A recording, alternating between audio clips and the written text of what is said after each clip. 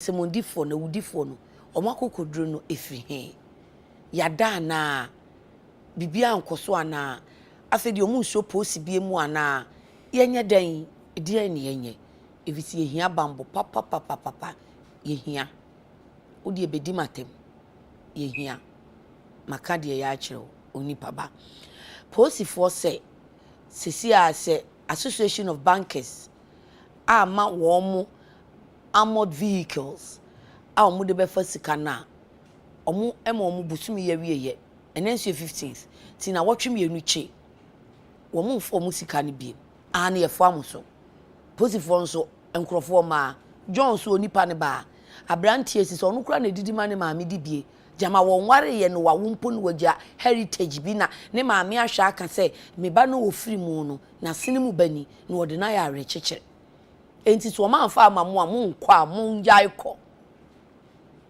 ye fo amuso ebi kura ka se na mire ye kwaka ombeka sai na ye de befa he ye kumuda kromfinfin na nu bi wo se ke ho saa ne abobɔ mutuo saa na wo ma gisika ne ko ana sika ne so mbuche nipa IGPF also the SS will provide bullion armored vehicles no man provide ya munyai ko na sika nso mbonche nipa nkwa ena nya bullion van nkwa posifo na omutena bank na anim omutena na oma yise na to ne do mo na so no oma yise no omote ho no omo nso se obi nya kodru bank ho a ya na ya dwen yise o eye krom sesi a no ma me ehu se nye krom omo nsuro krom omo nsuro ba bia nipa wo omo mfere enti se wo bank security guard se me kwa guard bank ha wo de kogigi da akonwa nim na fatuo no to sere so sesi a no e wo se wo ye alert police officer a wo ko duty na IGP bank for no so omo bulletproof no omo wo pistol papa nyati abofre tintin obe clock obe wie be maso ode be kire no na amen bukom banku be se what can come na de be se anya se awi ayite power so any it has come already enti yesra IGP wani abre a wo ka bullion van de no ye de tu wanim se wo ko wen bank ne nso wo mo nhye bulletproof wo mo ti anim ho saa no mo gino se duru ba bi kra no mo mom na ebie do wura mu no no na etwe do no hwe de ama wo it's not bad but anya na adwuma no saa bere no se nipa bonifo bi ba ami tambe no obeja do ni makwa kwatwe ni to no why alert they always have to be alert enkrofo no omani ayedin omani abre na ye kase yesisi ai no anase efi se mu ye mu police adwuma ni mu bambo adwuma ye say you always have to be a step ahead of them.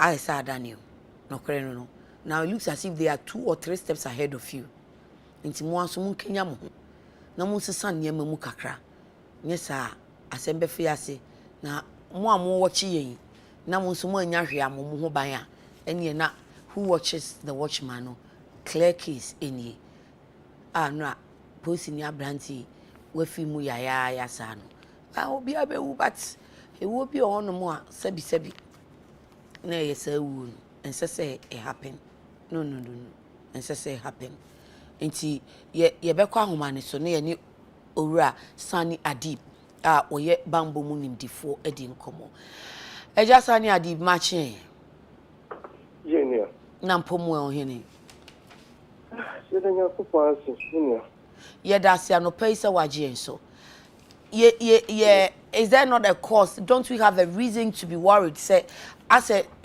akromfo ne enyedenfo no wo mo ato ache yen awia ketekete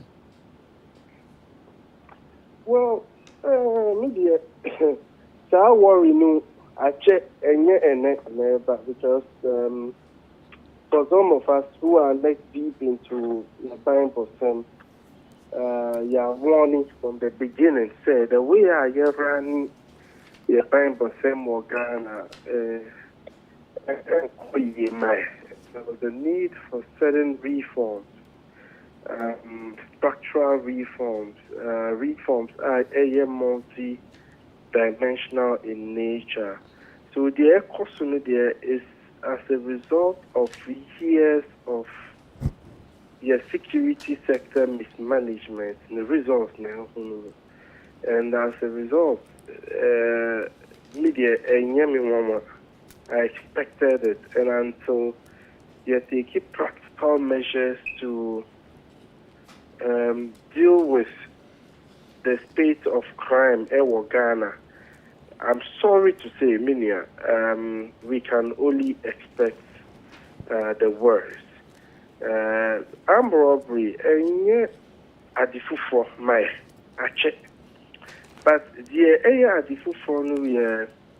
the brazen, audacious manner having almost to make conduct or more operations. Having more beyond attacking private citizens to say many. They are able to stage attacks against police stations, police stations. So, police stations. Police officers.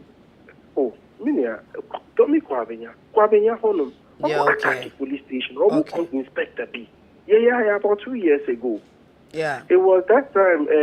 Your vice president or see, okay, Afi, the best CCTV cameras were police stations, but what they are called, whether CCTV cameras, no. Aside that, to me attacking police officers broad daylight are on duty to say they are possible la pass Las Palmas on no attacking bullion fans. I mean, I sure say at a point, nim ade attacking biompo, attacking ambulance. Okay, so when a tray BB, a tray say gave me ground. Dear na ama womo enya sa akukudro no because ye pese ye solve ya and ye will see ye kofom dear nya webe no ye tu ase ye ntwa so to say de wa wo ka no baby omukukọ no kane no na ente saa dear na mom sa impunity no. Okay, a very intelligent question, and my own caught into a bit of security science. Okay. Before Uber understanding idea there's the need for you to dissect psychology behind robbery. Or because robbery Okowieska is not going to die. So I did be motivated, that is the reward associated with our robbery. But Ankaya investing in the security sector are very risky for anyone to go and succeed and to go on a robbery mission. I mean, sure say, Anka Omunko, and not in security studies, situational crime prevention, creating an environment for anyone to perpetrate a crime, and are so rewarding. And obviously, we are nipa there, whether we dear a year mammy and a year mammy. And once it doesn't work out for you, yet in the first place. And one of the outputs, accomplishing in that direction is to improve crime, any investigation. Unfortunately, because you say, uko reporting police, mobile crime scene, mobile check pictures, look, need the necessary logistics, need the necessary training. Hey, and you said there is no solution in sight. We are rocket science. One, my mom the equipment, the necessary equipment. Uko other jurisdictions are necessary equipment, Ben, because you say year in year out about making sure say kakra obe to media ama omo cause ye kaya so then ye share your resources ayewa ye chama various institutions no enti kakra ye de bema wo mo a omo so betimi dia boban no wo mo nsa eka ana enye dia omo hia ene ye de ma omo no as for enough we know it will never be enough. Absolutely, but my aim prioritizing usually kakra abayedi ma omo ye cars. So as I said, meanwhile you're failing to deal with the fundamental issues, which is fundamental issue, which is fine. Young improving investigation regime. Okay, I would suggest every single regional capital we should have a crime lab. Okay. Secondly, one another serious fundamental issue is the proliferation of small arms and light weapons. According to Small Arms Commission, last year, before elections, out of the about 1.25 million Ghanaians are registered, only about 40,000 people renewed their licenses. We are on the heel of an existing baseline survey. In 2004, according to Kofi Annan International Peacekeeping Training Center, there were well over 2 million guns in the system. And then another grey area you pay attention to the fledgling local gun manufacturing industry in Ghana. You have no idea the amount of weapons will be better to me at dying. Now manufacture. And according to crime statistics, majority of a two are almost retrieved from crime scenes. The locally manufactured weapons. We have a lot. They are all over the place. What are we doing? Because your Arms and Ammunition Act, Arms and Ammunition Act, and you're fit for purpose. I checked 1970s. Small Arms Commission, you're making you're turning it into a regulator authority. So at least they can have a hand in the way you're regulating a tool or Ghana. I say a tool lifestyle, especially young people, we are guy. So I say that is the level of proliferation. And no, they motivated robbers because in some instances, almost feel say you get more firepower than police. And they are motivated. So look, there's a robbery incident sometime ago. We are sure about 2-3 years ago. That was language of honor. They say after the robbers robbed the victim, almost trained police. They waited for the police to arrive and they ambushed the police. So one with the level of audaciousness exhibited by robbers way. But generally in Somalia, another issue worth looking at, Ghana for, and then to protect ourselves and our families and our communities. Because Ghanaians, people, you're conscious of your buying bosemo. You're generally say buying bosem, police, soldier, ejuma, and ejuma. But the bulk of ejuma, it's in our hands. Okay? People people. There's no lights. Exterior lights, bulb, no ashi. Very weedy environment all around him. So criminals are moving to where they can hide there. And after they are free, especially late at night, move outside your house and go inside with you. So at least clear, so from a distance, we have high beam lights to ensure there's nobody loitering around entrance. But once you see someone loitering around the entrance, who need business going into the house, just drive by. Okay? Your social media habit. They talk about money. Oh, me call bank, you don't know who is listening to you. Because our channel to social media. Exactly.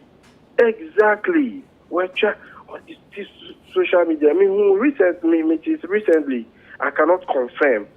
Papa, Juma, Bibina, or a driver, no, Kitesika Bibri, Sa video, no, echo viral, no, Wakai. Wakai video, no. Say, Nigeria, yes, say, Jamani, who can phone and Kumase, Onuso Yaboni to ya, no, Sunday now, they bet you Monday. You see? And usually your communities, because we feel say, hey, you fear you'll be fear. Forget to say, a judge you'll be fear.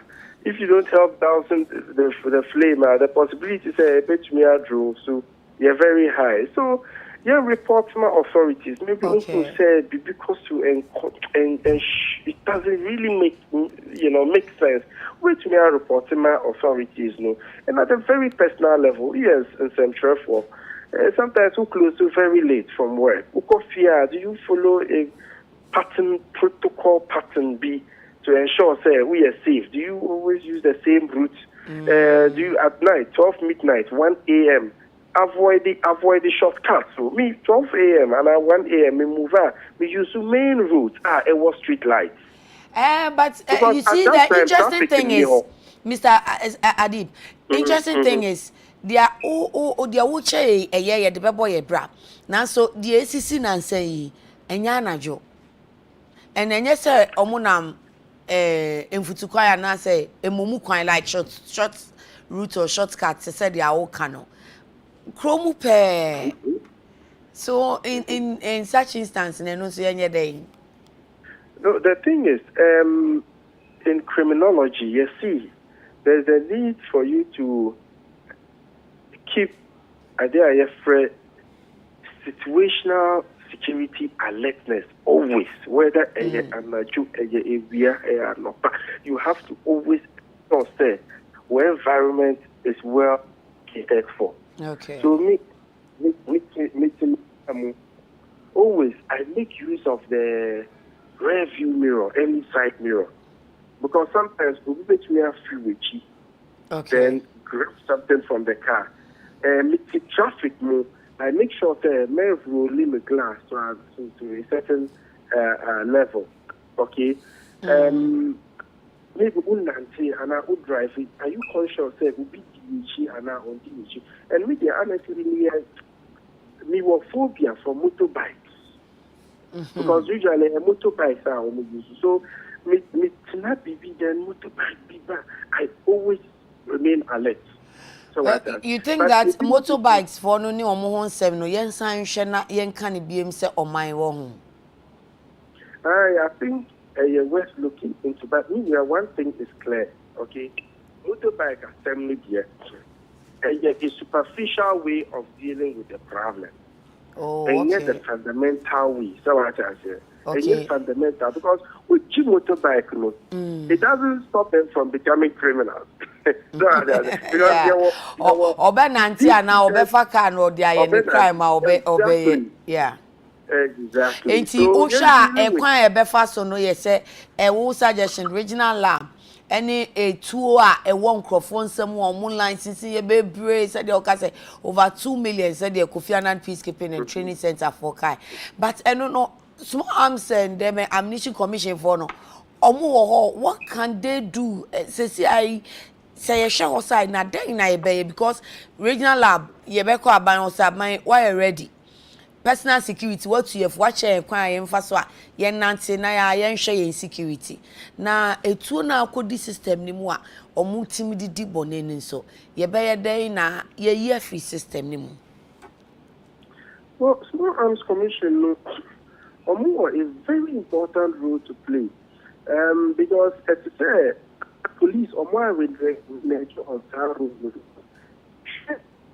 the missions act Mr. Adib, wa homa no am say te ko ye nte onka papa sese. Afidi mu. Afidi ye dase. Good. So Arms and Ammunition Act no our provision be that clearly spells out the fact that IGP or no obet kita krata di ever containing the list of all owners of guns Ghana. Okay. Unfortunately, a bit more bebre or renew or licenses. Meanwhile, data, you know, because before Ubema Obi to Uber qualify just to ensure, say, okay,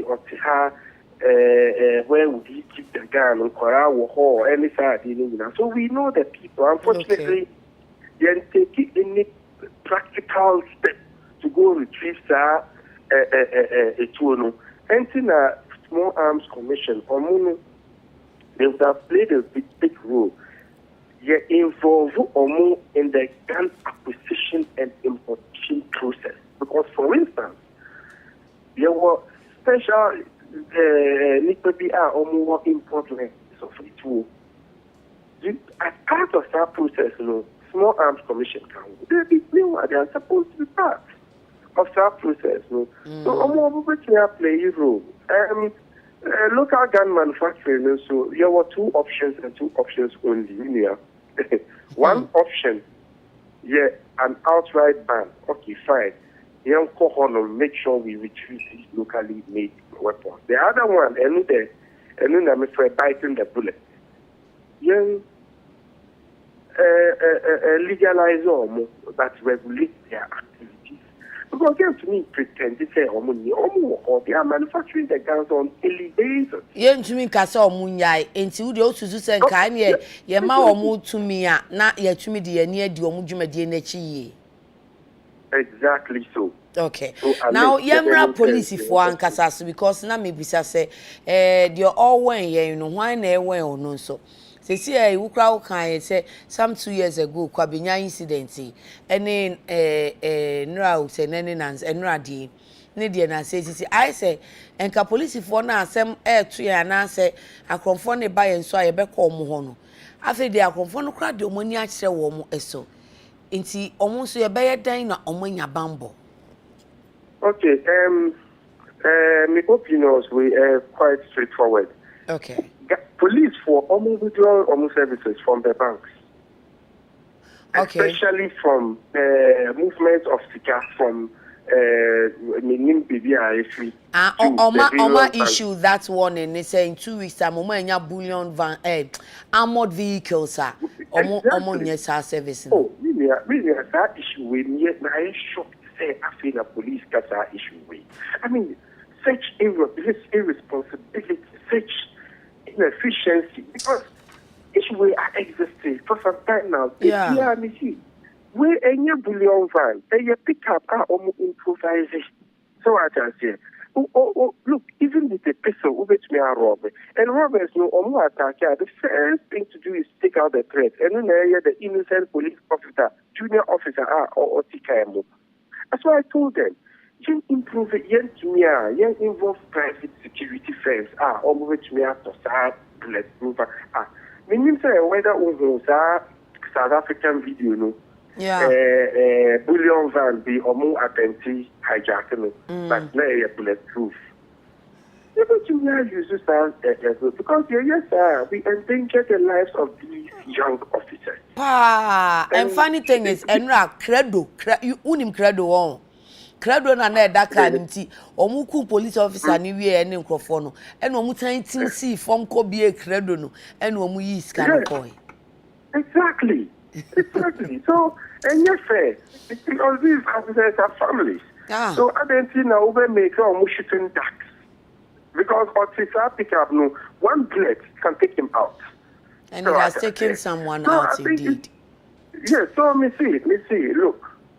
Banks, almost charges almost titi they have. I think, sir, issue way. I don't blame anyone but police administration, no, because really they care for the safety of officers. This should have been an issue talked about and solved years ago. And yes, you see, usually they're very reactive. But at least it's better late than never. And oh, absolutely. But talk is cheap. Media, young go beyond the talk. Okay. Action. We will withdraw our services by the close of this month. Yes. Unless you provide bullion. Simple as that. But some big threats, this year, it can persist for another 1 year. I just want no pay pa. Ura Adib Sani security analyst ena yenino edim komono. O se wan kasafa o bambo. Ene de ye befa anadwo de be ba se awia no omo ba no. Awia no enu ni problem no. Na pa wo hwe bullion vans na omo de se sika na ase omukro omukoji sika ni hia omo ma so omu a ye hu a ebebo hu akromfo na mama hu so omu hu bia huti wo de credo ato sa ade we mu na ka na ogina traffic mu chekura wo de ade bo ne se gogora wontumi nyinko moni mire on Daily Graphic, we are ready to print. Local printers assure government publishers welcome decision. Senra Minister Ekasa Kwesiadano, me the person as in say omo publishers no omo be textbooks ama ye ma na sua de ne pese ye wo Ghana he ya na mo so ohun say publishers no omo ne local printers na kasa omo betumi ya ama enye na afi na oh mame bosume onyanye binding ye onye ese nwe e na printers for no say share unim said the ya crowd esi afa. Police on manhunt for bike riding robbers. Back page of Daily Graphic. Pinaman's death unnatural. Pathology states on JHS student. Miracle Preparatory School Sunyane Akwadano Asem Yayano. Any madobebo so. TUTAC strike halts academic work. And the TUTAC for no senior omo any ombekasa. Can you put tag and on why TUTAC omuso and womu eti Senior Staff Association Universities of Ghana dieno. Nrana omusha says omu kwa juma. Ana Friday no ena omuko yi na TUTAG phone so abey. Ghanaian Times. Armed robbers ran amok, kill policeman, woman, bolts with money from bullion van. TUTAG down tools despite orders from NLC to suspend strike. NLC so kredu tambia na ho obufu say we yemo obi adi. Commission no ne adi ya na ho obufu papa. Asa o de bia o de o kama aban na.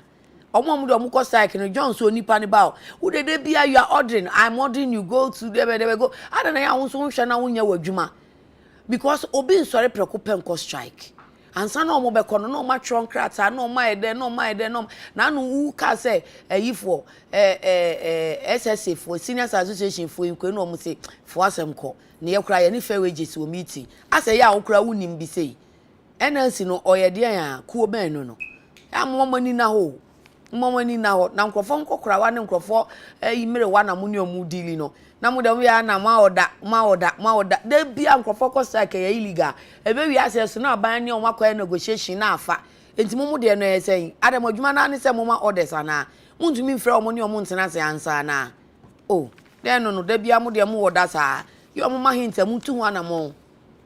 Daily Dispatch. Purchase of COVID-19 vaccines. Contract shows Ministry of Health lied. And then we are praying for Henry Quartet to succeed. I say no kwa denta. Enya denta no ko yen. Tema Newtown. Ona school no 6 months yem wo so. Anglican basic school. Yes nsuo mpo na topa so. Ena 6 months yem wo so. Okoye ansa na afi okohu se sa yem wo so. MC ti ho. O de be hwese se na no gugwa.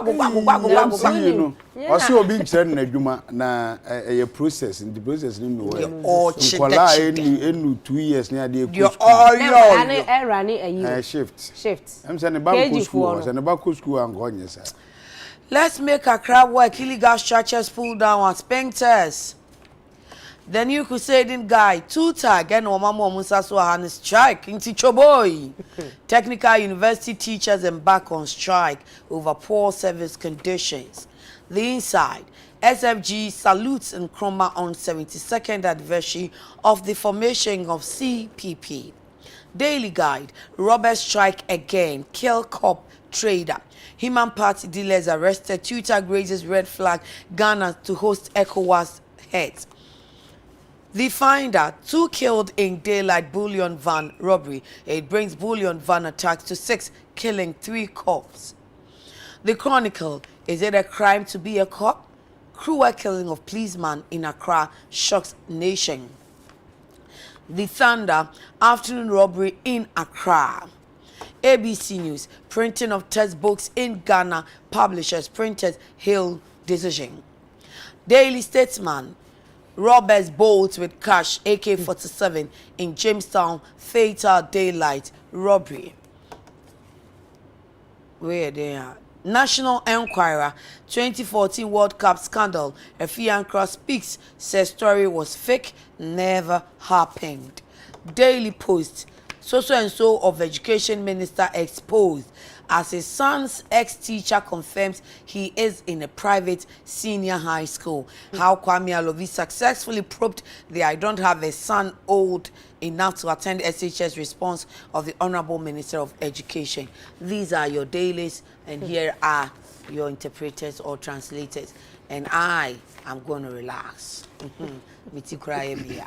Munya juma wati kadin krantie munka jemu. Ana pewa bo juma.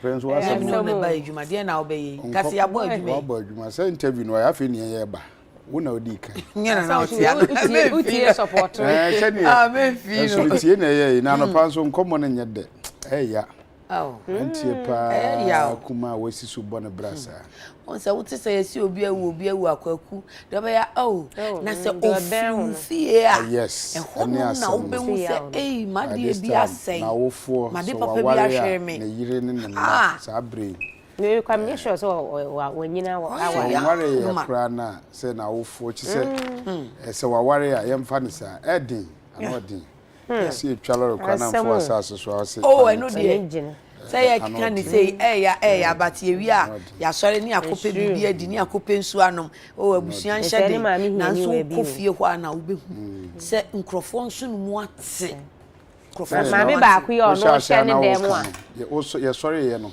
adwen ben kra na we team say we free here me coin na ni program kra to say say 11:30 amapa kra je say Oja me escort bullion vania basisi ame bani akope bibi adi you see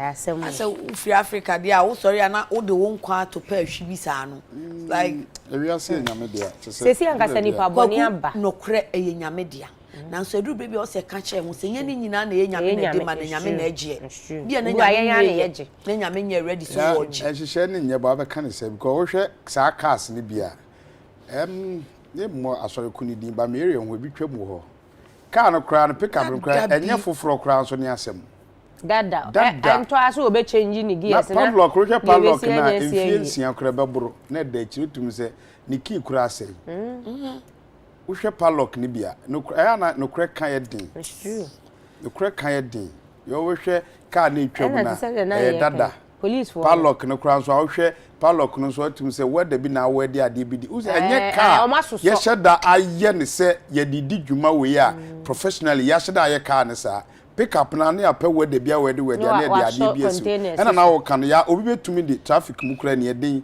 ode ade bi abokra bu a onye amrobo kitatuo ye nhwe ne mo bi police for no so mo dadodo ewo police banks ahodo ne mia omo boba dabi anim de na ya kana ya mpa me ma banks ahodo binumu a wo be ko no na ni to de ahye na hem na wa pa atwere akonya ne sei say nti konfo no be monitor wa na wuti kronfo oba o fancy wutirim no wonko wow enti ya wase wo nso so ya ahwe yie because onim se wu na wote wo no ye osi akwan de ma no e wo de obeye no enti kwam bia so na ye ne target enti mo amani amamo sam ko de dade a ne na mo amujejeje he ma me bia ye se wo hye ne dem boy yi we ho ono nso awu ya wo hye ne dem o na tuo ni bi abobako sana Ghanaian times e kan oh da bi enye se tuo no ne ko tuo aboba ne ko tell us mienu ka ho tell us ne nko tell us mienu ka ho tell us ni dwane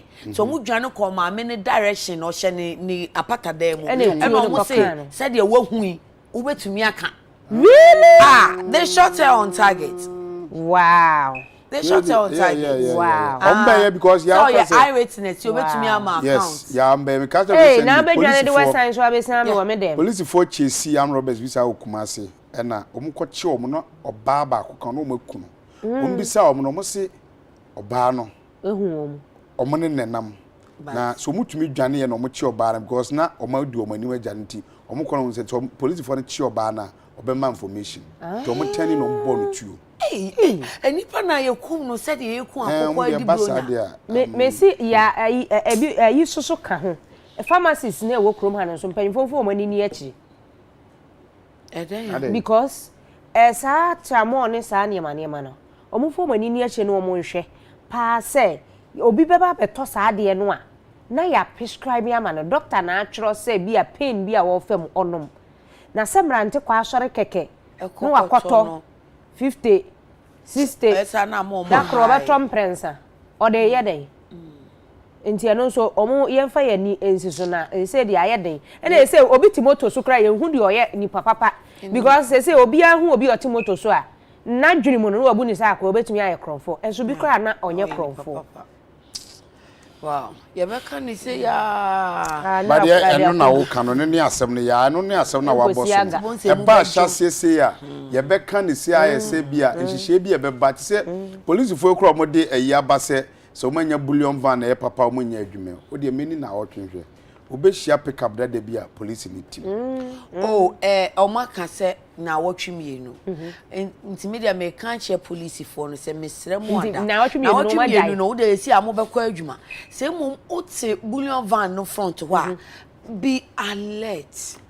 Ya alert say na obeye. Enye ayo enye yeah, can I say? No, always be ready. And you bulletproof car. But ya no na ya kesi car se na me ne ya no ya interview no kan se mi se du baby a etu no kra ekita ye police ni ne kra no obe tu no kra no yes I na che tu no kra no na because also munya tuo nkito pistol ne ade bi ka ho a ekita because tuo no ekita no kra no tuo no be ready wo front wo no kra na kromfo no kwa kromfo yo mu tuo ekita wo nkito tu ekita kromfo ni bi no police ni kra no onyusu bi da kwa kitwa kisha no na bi a e baase ya kebi obe defend no no fast baka se etwere ne bo obe kroke e wo se IGP hwe se omo bekọ saa duty no ni ade no omo benya saa pistol kitwa na ade ncha wo twi ya na at least obi shine ha yes armed sophisticated tu ekita no police for ni bi adwuma omo ti adwuma omo ya ase bullion van bukan resources na nya ka nko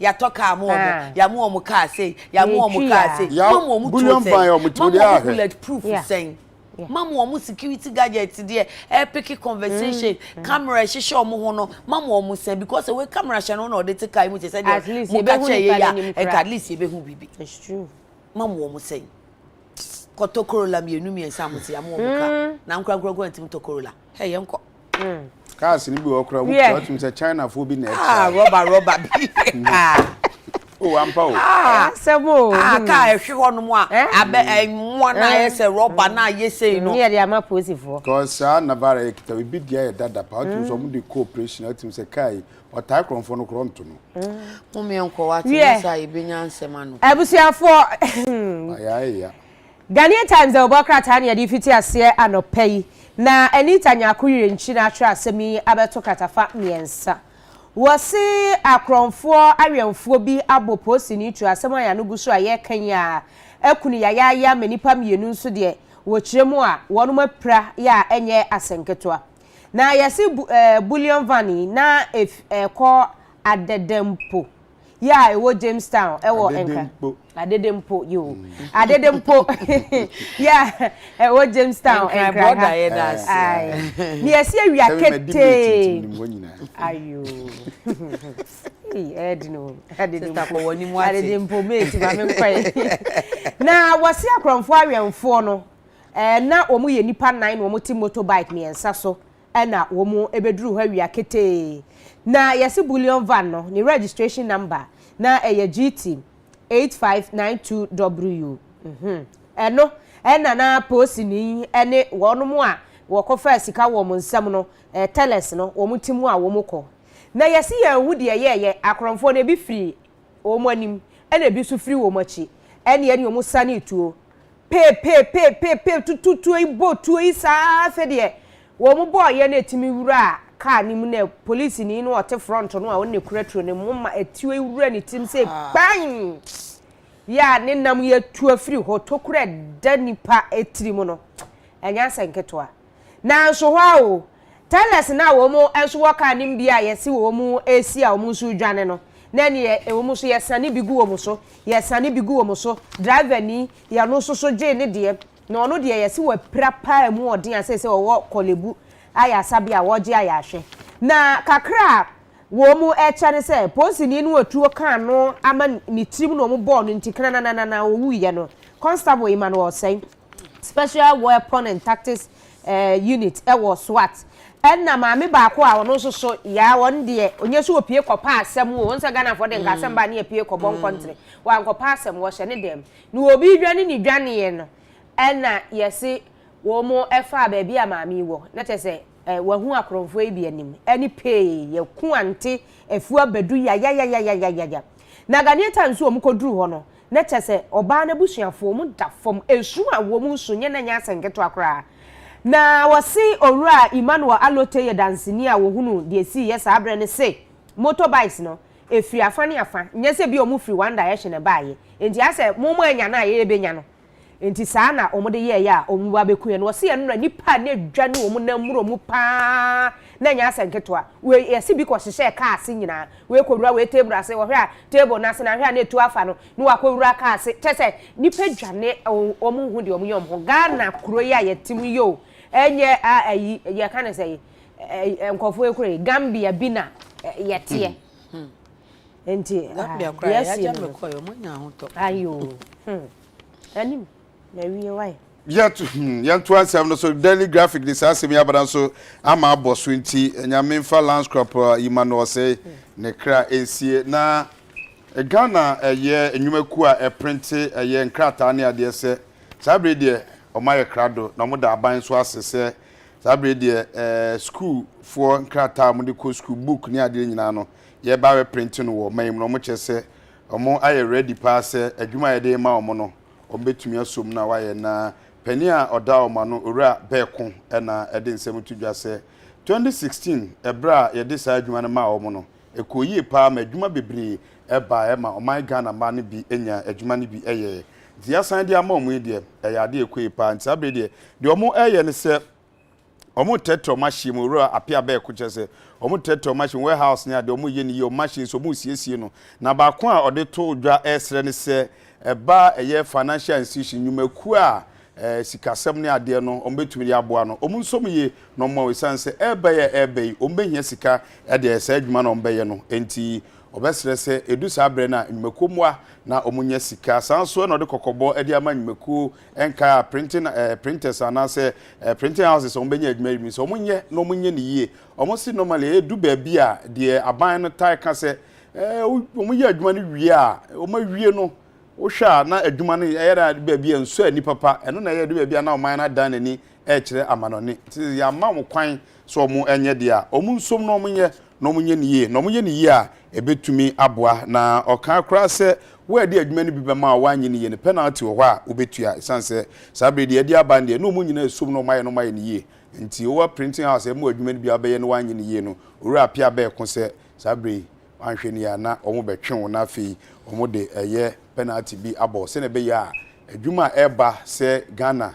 ya yem printed textbooks no ombehwa ye no mai ni ye na adwuma so aba oman Ghana emu mame kwa homa ne so quickly na me ne Prince Akwanto anura ye nkomo yi eso ebisenura oko adenta ana Madina na krum ya gata kese a ewo honom o manfo mutimantem honom omunsu ogum yesi obi akosi no wa block gata no se ono nso ho ye na sase enti osi ne dan o ma ya emfa ne ho assembly for catch there omo mutimantem ho se mu de mu nko han budoza mra na mu amfa musika nko han na ye beba behwe adimolishi amamo ye bedwire gu amamo na nsa omo ensi ho ena nipa no so si dan ne ko tienra ye ka se onko assembly ho na onko di akiri na yenhwe Prince Akwaba pa mejozo na enra okoye enra said ye kan de ka services na ekoba ne so si kopiem awa municipal hono no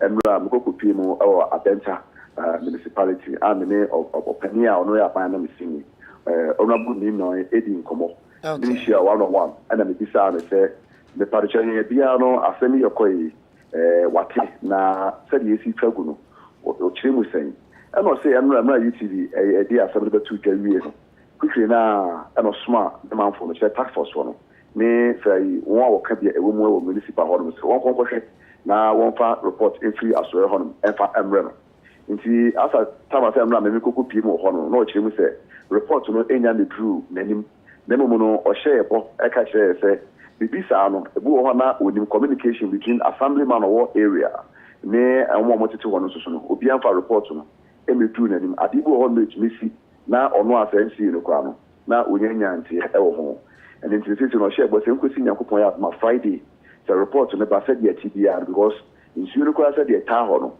sa anko ye flood kwa na bitu ne tonton kwa so etumi e de aba nti no eba kofo how kase so e de abra manfo tete manfo ane won wati area ni na abegigi sika so be ya de baba akofo de ne pese obesi ne de enya de a obema kwan masa de no akoso de biara da nti nkosi nyame ya ma efiada no se etibia be de ni na ya kodubia no omba akoti morishe afri akon nti enra owura ni no ina apɛ na unya ne kasai Sabre no say wasuma ne mpanimfo na engineer no ne physical plan no mo nyina kɔ no ntina sɛ ɔno ne obi a ne tumi anya no edi nkomo sabre no ana me no edi sa nkomo no wie nti no engineer no ne physical plan officer ne de enya de a betumi nya omu bia ɛno mo edi nkomo but residents no kyerɛ sɛ owura no gusu adwuma no ɛkɔ so ɛwɔ mo a enya de a ebi a wagyae ana sɛ di sa gusu ane sɛ ɛkɔ so na oma owura ni no oma o se da ben na san bra beje emwaye o chiri mu se nyankopon ya adoma efie da ya nimi momo di ase litio bi pimu wo hono na se kopa na se bia yenyina akwa do bo anaman na yakwa pimu ewo asoye hono mo a na yakwa pimu ewo asoye ho ntino e di audition na se nyame ya adoma efiada okay o si efiada ye ma ni fiada na emom enesan ko hono atena nkonwa no traditional area no pacho di eche why na ye chenase because ye nkran asase enti shelaba di teshi nungwa anase mahia na je se tema na Jamestown fo asase kona ko bisemu na ohen kro no ko bisa se anya bia omunim se ya ton asase nana because nkrofo so timi fa se ohun asase ne da ho a petemu asase ye mfa no kwanso Ghana de omutimi fa no kwa ye be na ye buye no mfa nya adwuma no konti bia obekokro hene be kra be kasa me de minimu hwe me nton ma obi a enti san ko ena nya hokoda da bia ko da bia be fro wa kopim Friday a ni no owura ni no ebe maye muaye enya sa wuyi wani da korope obi anye ho hwe no o makodeda se omo ya omo san Ghana nsɛmtwefo de gya wo mo we wu firi wo ko ya obira kire omo se gya wo mo we 1 week obi foforo de be ba bibom we ye ma obi foforo de bia me bom nkata so ye beka enti da bia ko wa no pa bia ye tenase a ye beje update wa enti ne say kofa ona ko super ko survey ho se sen na enia besi ko the passion you are ma betumi tu na mo said ye wa kire nso ne mo wa ya de ye da se pa Prince Aquaman bo na ye te ye no yeah as far original minister kan nye bi na esi said okan na DC OMC na se hwe nkwala school dan to pai regional minister nkasa akwa yes ye modan no so na report akwa report DC ne to office no so wasoma manfo na ya block o mai ye man benefit of the doubt ya benefit of the doubt so onye technical person so technical person na okobia ya asem ni si ya che me wo do da bi me wo do brief for you omo nya adwuma kaka but amanfo hu amane engineer no nke kan oni ade moto ya etin okan ya meti ade una okay se me edisi ya enti wu a wona na be bom amane enti se wa anye sa news say yeti o YouTube ni ade a nke de sa na amanfo asisi dan dia block amanfo DC ni MCs omo tiom to so office yen ka no krenchire yen only DCs ni MCs wo problem me no omo ni problem bia but the original minister yen omo twero omo nto aso bi the original minister can news me na me hear 6 o'clock news or see this armchair MC ni DC Prince Adekye na original minister ne kan o say armchair boy wo mu intimi emo school dan no esobio. We don't wait for anybody to come and direct what we should do. We are working. We are an assembly. And we are always on point. And we believe we'll get it complete. Take the roof out and maintain it. Yeah. When did you do the structural integrity? Somewhere early no, this year. This year? Oh, yes, sir. And since then, what has stopped you from roofing for the children to go to school? What stopped you? Honorable Minister, this is beyond me because my director is also here. I think the chief might explain. Honorable Minister, you know the processes already. We just move in doing things. Okay. We have to go through the various stages in getting project executed. No problem. So that is what we are doing. We are good to go. And by Thursday, you should be ready. By Thursday, painting should be ready. Greater Accra Regional Minister. We don't wait for anybody to come and direct what we should do. We are working. We are an assembly. And we are always on point. and we believe we'll get it complete. Minister Hodier na ma o say say we DC MC na betina akonwam na ade won say ya show dem refem say na won ka ho de a ene ko pe bang adwuma onze de me kan onze obo regional minister na ekutia so on twen obi nkwala dan so apa obo na ekutia so disrespectful na wo DC you know say o share regional minister say and na wo te wo anya adwuma and na minister say you don't wait hey braja o guy no now you don't wait nya minister na ba be ka che minister ko wanim na ya adwuma no ati minister we era ne she they are done it too yes say we don't wait. We are always on point. Oh, on point now. 6 months and that's what you know the work more than the minister. That's also you minister. You know the process is already. Yeah, whoa, now you're DC. Oh, yeah. And you watch it. And the process in Union year, Busumisia. It's then a minister by ye or say by Thursday or here and part Thursday. Now you're ready. When you will be woo. This is your powerful for another for an hour. Another phone na ntu no ho dada na na DC for ndabe ne na wache numbi ho say na wache that lumba nyom na wache your excellency doctor wache na DC for no mo ye den when we abeta ma be powerful for no ma ye wo say pasa ebi bo adwuma ebi nso ebi amohu womu nyehu womu anu omu te kwa na kuti a MPs no a MPs na hu omu level it's true this is for nya womu nye MPs ni ya kati ado anwoma so nya womu nye o anya omu nyina de de we kwa yere na we kati cross abediasa enti enu anu no pacho kati enu dudu odigu anu ma ba ko ya na prabu ba mranya yenya ma obi adi MC de bra biem kwakuja yenya ma obi adi de CFI ni CFI o si abodi afaye ko faye ko defamation some obi edi but ye ko se unse utie news ni ya minister ne kan se enkwala na ekosko no mususu a se ye beka so mo run shift ni ade and we hear pictures ni bia enkwala no bi wakwa 4 years onya that is leadership atinka adwuma ndi no na papa de dia nya atinka mame hu dia me fam feel it says enka wo na wo fam wa enka wo ba na ko se ewia mu anka be o den osi yenkai hu se nipa na ye omo saa no omo no mama ye dibre regional minister as kan no ekurom ha de ye correct regional minister o correct do kan omo de no question security wo no omo ha omo ha no afi no omo de na ba ni place wa benefiting wa benefiting hen mo onyo no ara wa benefiting hen because say na intense si yenye ni papa pa what to na ewo ni mu na ntumi na di o she obi ase wan ene bi ho nso nye na yi oba ha yi amafo aka de oye no ene bi illegal no demolition structures papa yanye ni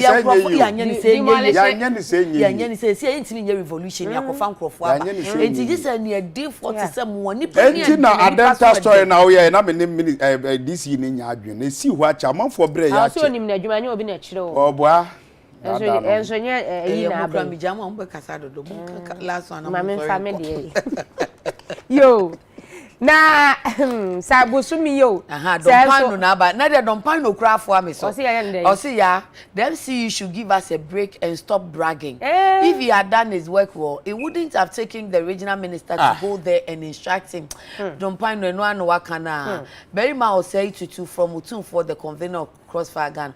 I want to send my condolences to the bereaved family of the slain policeman. I want to appeal to all of us. Please think about the family of the police officer and stop sharing his pictures. And no so there and we are now kwakesi busuani bisu hu ana we mu ahyew. Na mi kwa mi hu ye video na show. Ti am susun share. Mohammed Ibrahim Al-Hassan, good morning UTV. We thank God that He's blessed us another new day of the week. We wish you all the best. Keep the fire burning. And you fire Black B David said, system is not working. That's be all. Raymond Boahin says, yeah, the system is hard. The system is hard now. Lose the system. Me na me the system ne kita me ben bra me ni mu bra misani Dav Maxwell said, whom do we pay tax to? You aren't serious. Yeah, or report it to be that time we fix it it's hard time we as citizens fix the country. And no more you one. The fix something. You be na make. And say mu de munya fix ne kana mo kan bibi foforo. Bia no de mo kan. You say obviously lose the Timumionye lose the system. Dav Maxwell, some account. Those who armed vigilantes to fight their political opponent must share the blame for the rise in violent crime in this country today. Unfortunately, bullets don't discriminate between political supporters and political opponents. We are all in this together. I think you are very right. So right. Then so somewhat it's hard, but we always speak to put blame on government. We all know police who are in bed with criminals. Due to these criminals are not afraid to commit crime. You cannot bring a lion to your home and prepare a bed at your room or in your room. Mama Neko, let me see. In your room and expect peace. If you are nobody like us and send a case to police station, you will regret. Hey. Sister. The system is working. The system is not working. You will regret. I understand what you're saying. Hallelujah.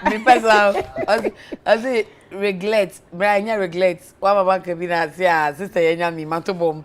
You will regret taking such an action.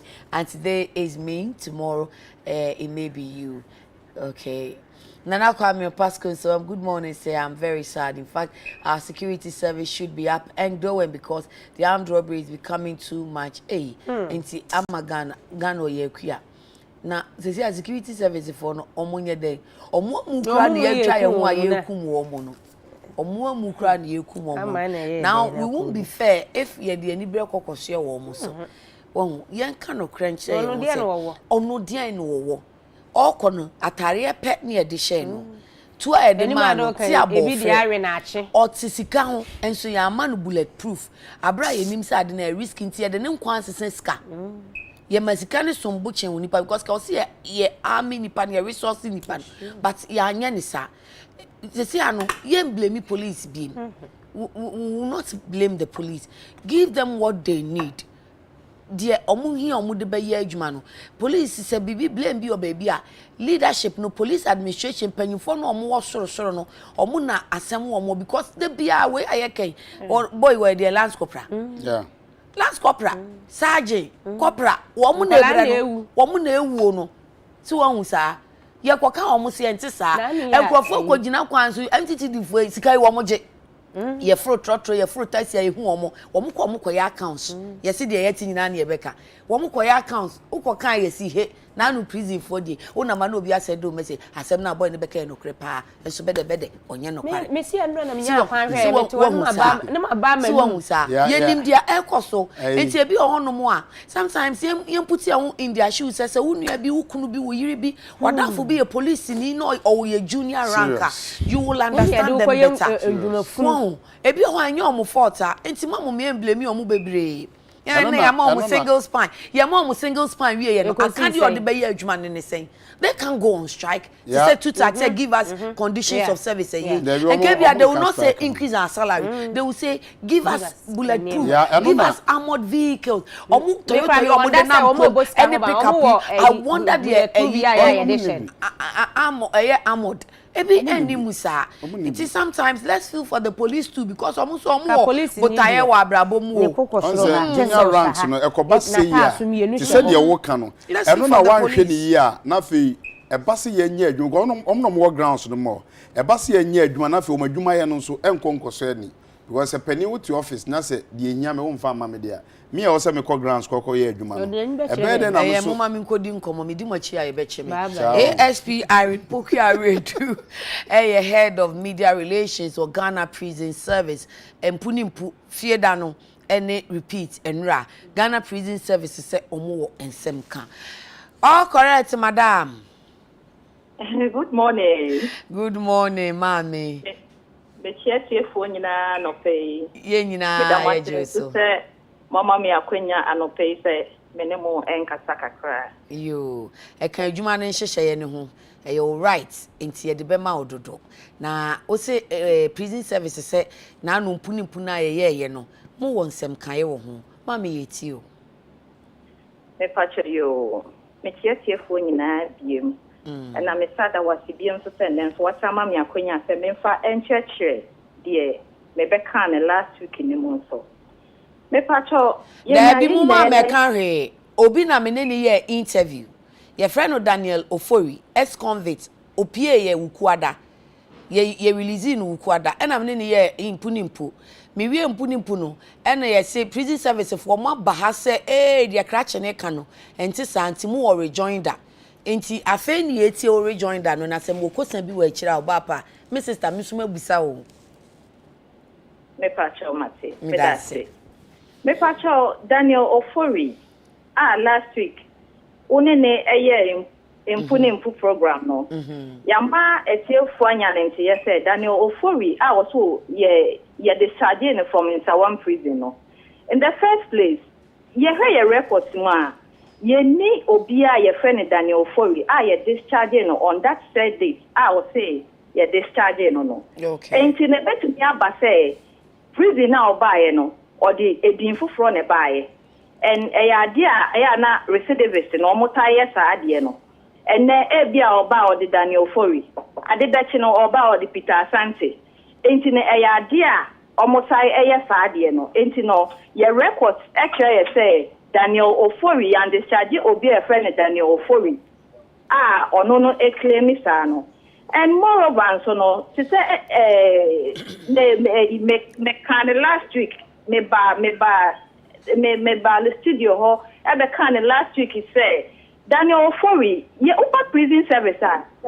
ye wo enyama bebra ye di prisoners no FM ye de reform omo na ne kasa mu kire say modern prison officers boy ye pese ye de tete no ne ye de sesa no free to be adada no mo ekofoforo no wan sesa because ensem obeka ye nyina minya enye say me ye PR person na make a defend myself but enye no kresa o mention sodomy say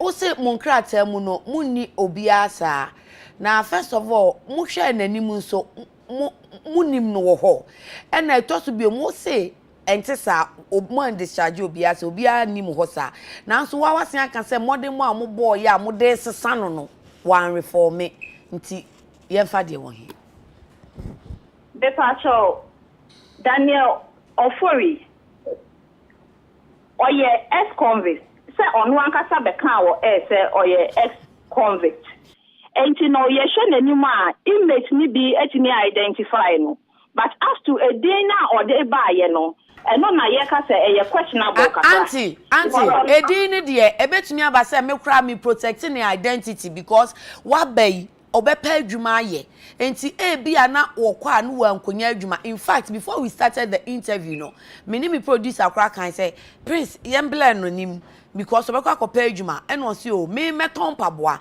ti wo de no line ti wo hwe ya ache no kura no ya na mse twebra fom da che asemunti enti it could be that it was a pseudonym enti na me busa say but obi ba hosa na mu wo nipa te se abrante na mu hu TV ne so a waba na duafie waje atum se ano oye ex convict no order prison hefa wodi na san wo ho ana order so dem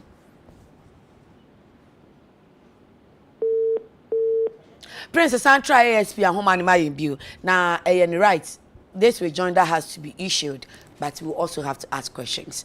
ASP Irene Pokuaredu, head of media relations at Ghana Prison Service. Yankomo die enyina afare ba jina na no efiada. Empuni mpo ye ne ex-convicts Daniel Ofori boy prison service ye repeat enrajuada. Ya prison service so omo asem kan e wo ho because indeed obomudi kan asem obo wo mosobo en okoda prison no aba nti so omo asem kan wo ho a wo akwanya asese de ma wo muti oba bie mu a ye ne betu aso but mu yi de me mu awi enti mu nko mesre kagina sai asem no so ye fa me adwoa ne me kwa me wo ba ko bi wa ha she papa bi ya wo interview ni dem support ntini ya munko na mi ya ne bae bone na okasa akwara so o se chide ye closer abujafo anim ado ya papa bitie yeso wa di 7 kuma jesi na adwuma asi obi hye watade me ana me share atade e na de betwi ni interview one nke bebu apa o hopefully say yenya no maame no na ka Friday omra na ye no be ye ipa because we sure not bad say obeba nko a ye betumi asesa no so na ya mo no so aba ani yate ene ye wa kire ye die ye ko break wa abisiafo mapo wo mo enti me hwe 1 2 1 2 wa kire wa aba me pesika kakra me ba pe a ye be ko ye ni